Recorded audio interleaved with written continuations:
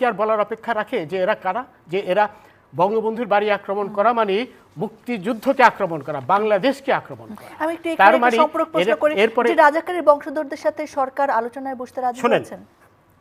আলোচনা আমি আসছি এখনই। সুতরাং এটি তো অত্যন্ত স্পষ্ট, এরপর আর বলার অপেক্ষা রাখে না। যারা নেতৃত্বে, হ্যাঁ অনেকে আছে যারা নিরীহ না বুঝে এই রাজাকারের বংশধরদের নেতৃত্বে আপনার এই তথাকথিত আন্দোলন করছে।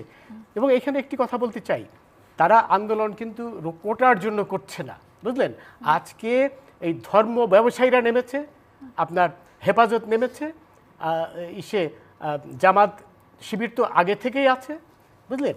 তো এটি অত্যন্ত স্পষ্ট যে এরা কারা এবং এদের অবশ্যই এই যে অপশক্তি, ৭১-এর পরাজিত অপশক্তি, এদের অবশ্যই উচ্ছেদ করতে হবে।